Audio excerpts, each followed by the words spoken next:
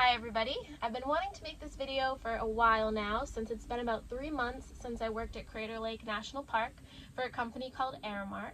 And Aramark partners with different national parks around the country to help fill positions that are in retail, hospitality, maintenance, housekeeping, front desk, things of that nature.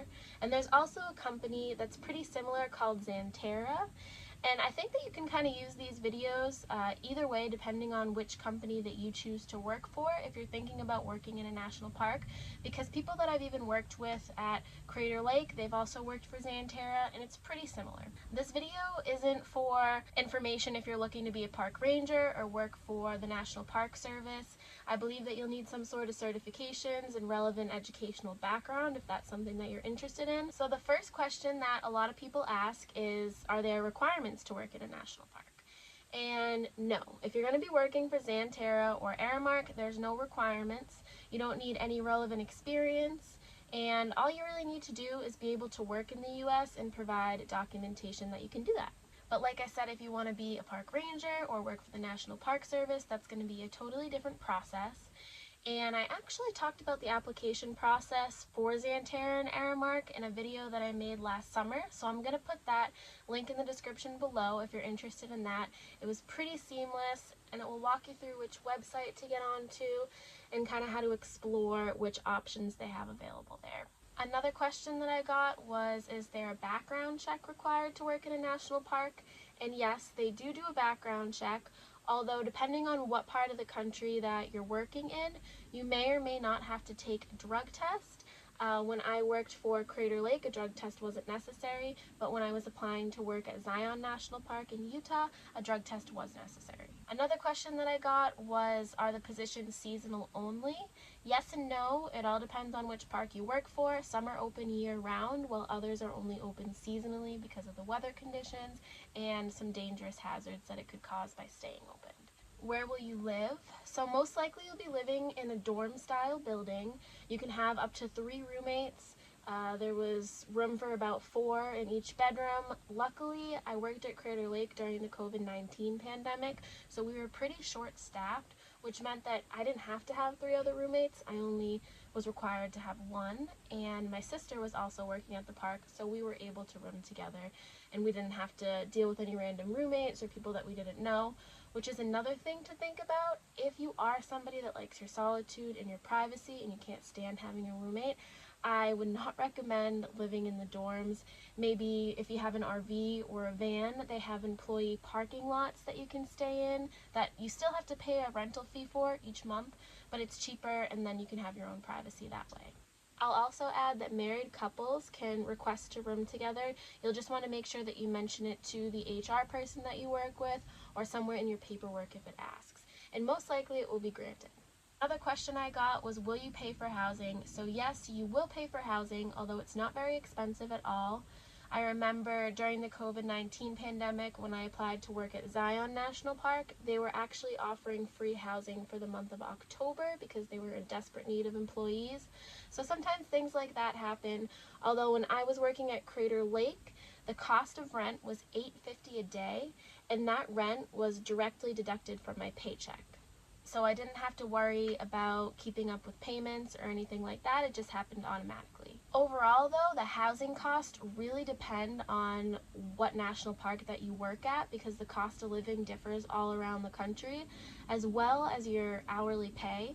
So what you want to do is look at the minimum wage in each state, and most likely that's what you're going to be able to get paid at companies like Aramark or Xanterra. Although if you work in hospitality, if you're bartending, if you're a server, you'll also make some tips. Another question, will the dorms be furnished? So yes, the dorms will be furnished. They'll have a mattress, they'll have a dresser, a table, 2 chairs, a nightstand, and probably a coat hanger as well. So you won't have to worry about any furniture to bring. Just make sure that you bring sheets and pillows, obviously your clothes, and some bedding materials, because those usually are not provided, although I think you may be able to request them, but it's always nice just to have your own things. Which brings me to my next question, laundry. So there is free laundry when you work at the national parks. The only thing that you need to provide for yourself is detergent and dryer sheets and all that stuff. will you have cell service or internet? So in the dorms, when I worked at Crater Lake, we did have internet. We had Wi-Fi. I was able to connect up with my laptop and my phone.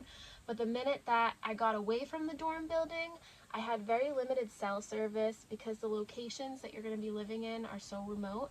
There's not many towers around, so just expect slower internet service and cell service if you plan on working in a national park. How do meals work?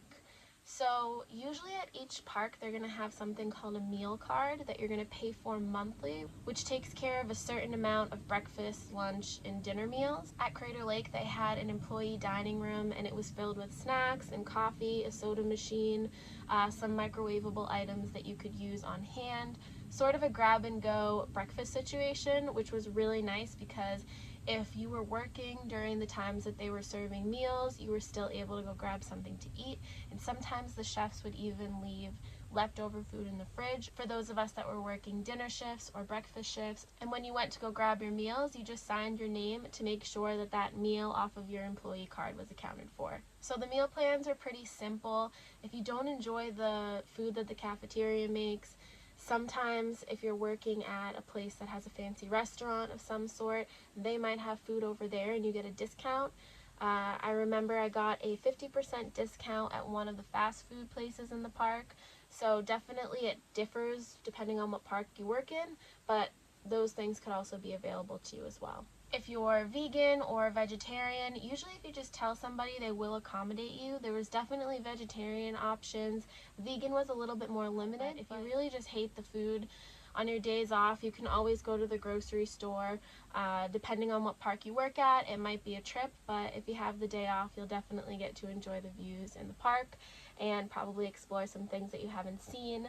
But I will say that working in this national park just changed my life. I was able to literally have Crater Lake be my front yard for about 2 months, and I'm so grateful for the experience, and I wouldn't change a thing about it. I met some great people, and I really don't have anything bad to say about working with the company, although, you know, if I worked in a different state and the minimum wage was pretty low and I was only making hourly, I'd probably have something to say about how much I was making, but since I was bartending and serving, the tips made up for it. So just make sure that you really financially plan when you're thinking about working at a national park for aramark or xanterra, because that's the only downside, is that they don't really have much wiggle room to change your hourly wage from minimum to even just a couple extra bucks an hour. Thank you everybody for watching this video, and if you have any other questions, leave them in the comments below and I will try to answer every single one of them. If you're interested in what Crater Lake National Park was like, I have some more videos on my YouTube channel from hikes and day-to-day living, so if you want to check that out, I'll also leave those videos in the description below.